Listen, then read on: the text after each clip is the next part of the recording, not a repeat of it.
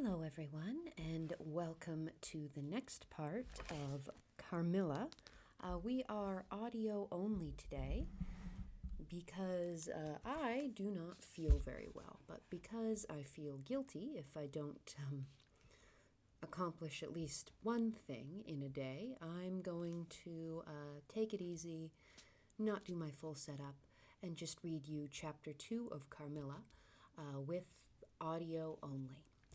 Now, before we get right into the story, just the same warnings as always, that this being an antique work, for lack of a better term, it is likely to contain attitudes about race, gender, religion, sex that are quite rightly distasteful to modern people. So that's just something to keep in mind as we read the story. So if it sounds like something that might not quite be your cup of tea, feel free to not consume this content. And of course, the other warning that I don't always remember to give, I should be better about that, is that ghost stories, horror stories often contain reference to tragic and, for some people, quite upsetting events. And again, if that sounds like it might not be quite your thing, then my channel in general might not be the best place for you. So you might hear some rustling, that's just me with the book, or you might hear me drinking from my mug of very hot, oh, go away, Java.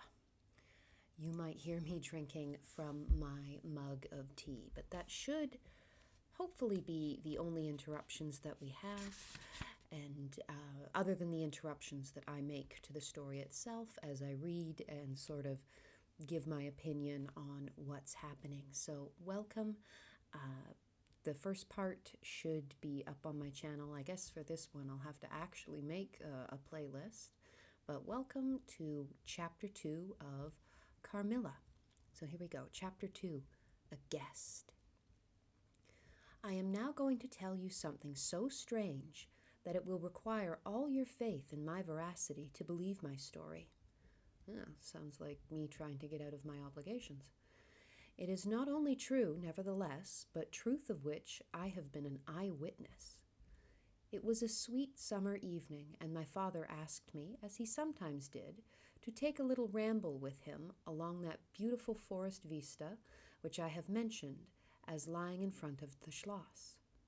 General Spielsdorf, I'm going to say that's pronounced Spielsdorf, whatever, no one's here to correct me, cannot come to us as so soon as I had hoped, said my father as we pursued our walk. He was to have paid us a visit of some weeks, and we had expected his arrival next day. He was to have brought with him a young lady, his niece and ward, Mademoiselle Rheinfeldt, whom I had never seen, but whom I had heard described as a very charming girl, and in whose society I had promised myself many happy days. I was more disappointed than a young lady living in a town or a bustling neighborhood can possibly imagine. This visit and the new acquaintance it promised had furnished my daydream for many weeks. I mean, that does suck if you live in a really isolated area. I mean, you hear about it all the time with sort of adolescents and teenagers in small towns, and you know, there's nothing to do and no one to hang out with. So I definitely feel for the character there. We know that that's living in a really isolated area is maybe not so great for that age group. And how soon does he come? I asked. Not till autumn. Not for 2 months, I dare say, he answered. And I am very glad now, dear, that you never knew Mademoiselle Rheinfeldt. And why? I asked, both mortified and curious. Because the poor young lady is dead, he replied. Well, I guess that's a good reason for her not to visit. I quite forgot I had not told you, but you were not in the room when I received the General's letter this evening. Oh, sorry, I forgot to tell you that your fantasy bestie is dead. Oh, only the Victorians. Oh, God. Maybe I'm more unwell than I thought, but that is very funny. I was very much shocked. Yeah, I bet you were. General Spielsdorf had mentioned in his first letter 6 or 7 weeks before that she was not so well as he would wish her, but there was nothing to suggest the remotest suspicion of danger. Here is the General's letter, he said, handing it to me. I am afraid he is in great affliction. I mean, yeah, she's dead. His niece is dead. The letter appears to me to have been written very nearly in distraction. Well, yeah, buddy, he's just lost his niece that he's been raising. That's pretty good reason to be distracted. We sat down on a rude bench under a group of magnificent lime trees.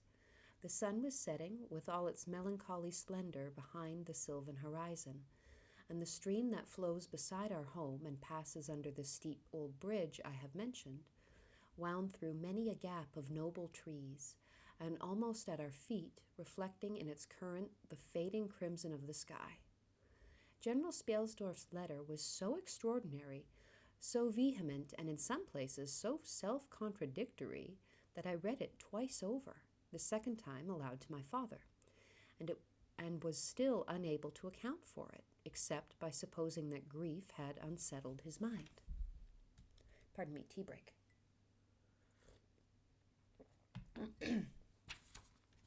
It said, I have lost my darling daughter, for as such I loved her.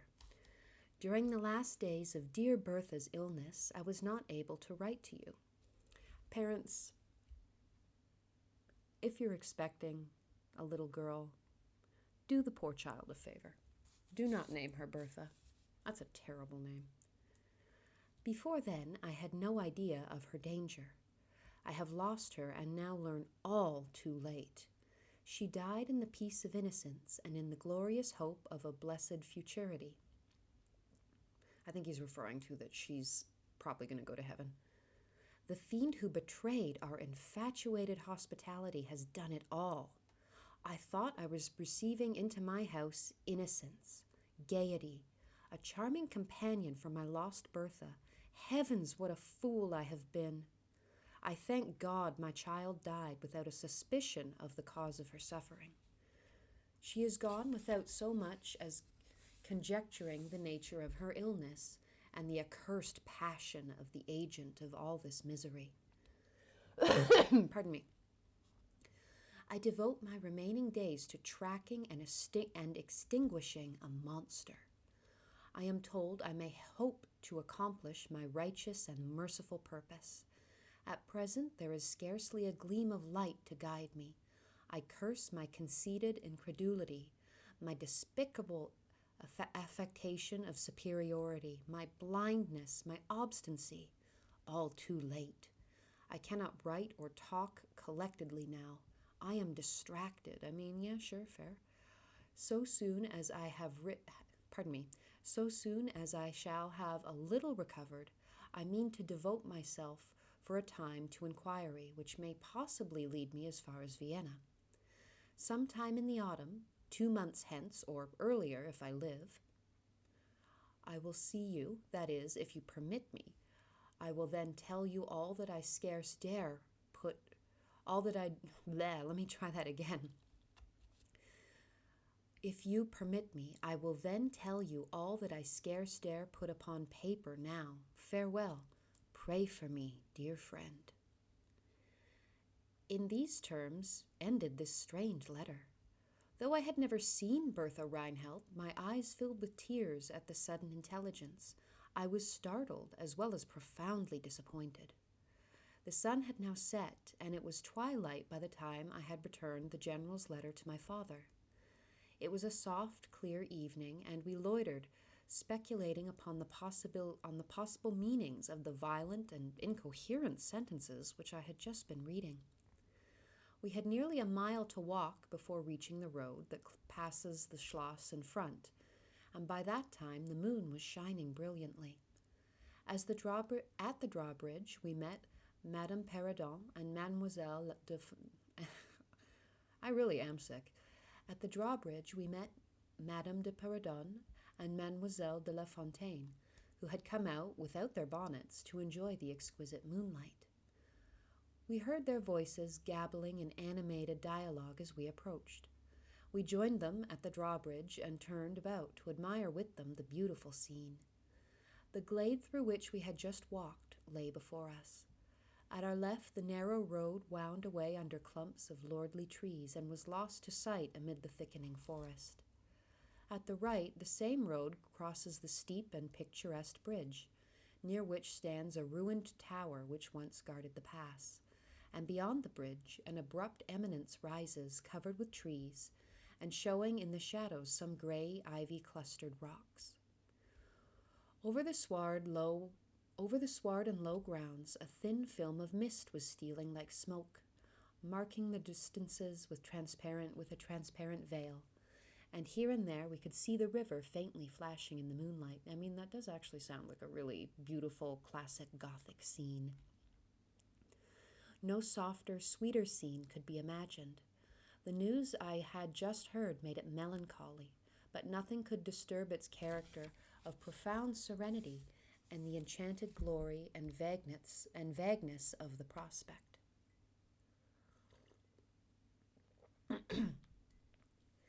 My father, who enjoyed the picturesque, and I stood looking in silence over the expanse beneath us.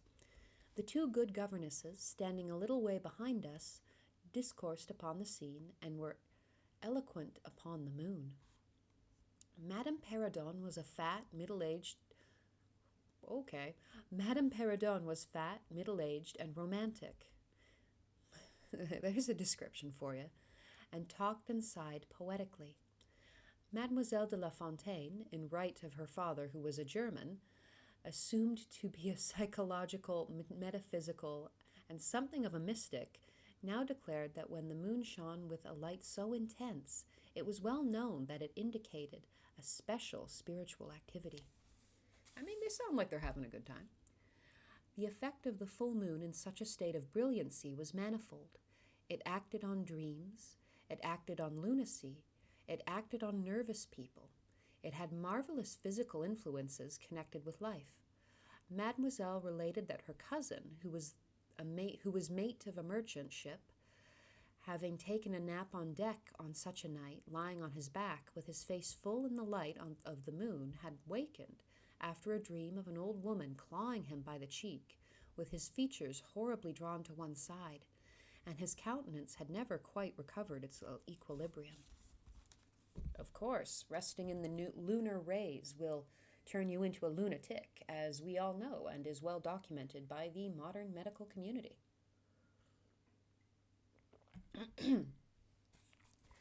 The moon this night, she said, is full of idyllic and magnetic influence, and see, when you look behind you at the front of the Schloss, how all its windows flash and twinkle with that silvery splendor, as if unseen hands had lighted up the rooms to receive fairy guests. I mean, that's actually pretty cool.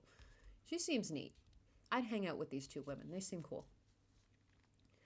There are idolent styles of spirits in which, indisposed to talk ourselves, the talk of others is pleasant to our listless ears. And I gazed on, pleased with the tinkle of the ladies' conversation. I have got into one of my moping moods tonight, said my father after a silence, and quoting Shakespeare, whom, by way of keeping up our English, he used to read aloud, he said, "In truth, I know not why I am so sad. It wearies me. You say it wearies you, but how I got it came by it." I forget the rest, but I feel as if some great misfortune were hanging over us. I suppose the poor general's afflicted letter has something to do with it. At this moment, the unwonted sound of carriage wheels and many hoofs upon the road arrested our attention. They seemed to be approaching from the high ground overlooking the bridge, and very soon the equipage emerged from that point. 2 horsemen first crossed the bridge, then came a carriage drawn by 4 horses, and 2 men rode behind. Sounds like quite the convoy. It seemed to be the traveling carriage of a person of rank, and we were all immediately absorbed in watching the very unusual spectacle. It became in a few moments greatly more interesting, for just as the carriage had passed the summit of the steep bridge, one of the leaders, taking fright, communicated his panic to the rest, and after a plunge or two, the whole team broke into a wild gallop together, and dashing between the horsemen who rode in front, came thundering along the road towards us with the speed of a hurricane.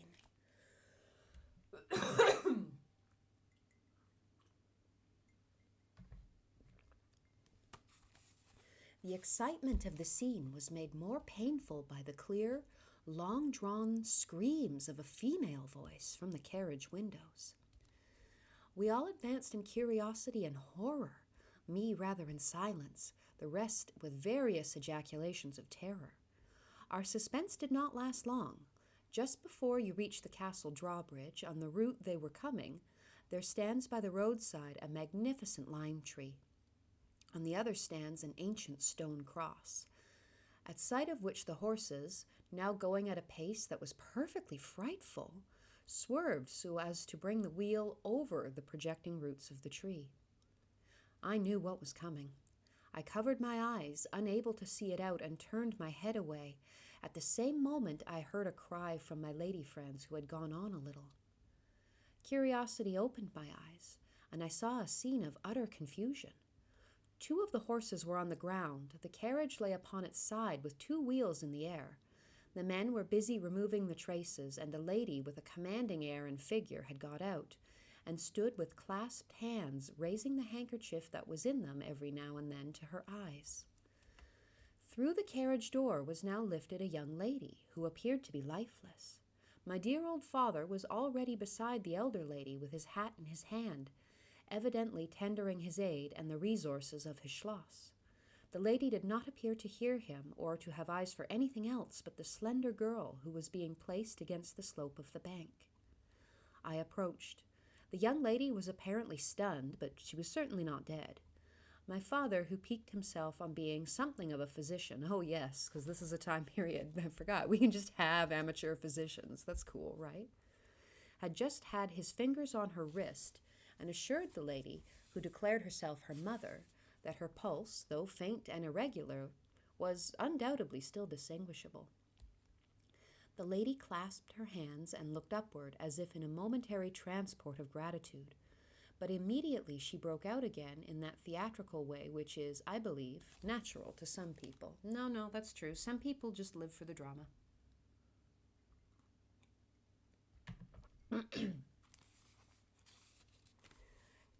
God, you're going to love this next sentence. I love descriptions of this people from this time. I love descriptions of people from this time period because they're so wild. She was what is called a fine-looking woman for her time of life. I know it's meant to be a compliment, but good God. She was what is called a fine-looking woman for her time of life and must have been handsome. Pardon me for a moment. She was tall but not thin and dressed in black velvet. I mean, black velvet's a classic. I wear it whenever I can. And looked rather pale, but with a proud and commanding countenance, though now agitated strangely. Who was ever being so born to calamity, I heard her say with clasped hands as I came up. Here am I on a journey of life and death, and in prosecuting which to lose an hour is possibly to lose all. My child will not have recovered sufficiently to resume her route for who can say how long. I must leave her. I cannot, dare not delay. How far on, sir, can you tell, is the nearest village?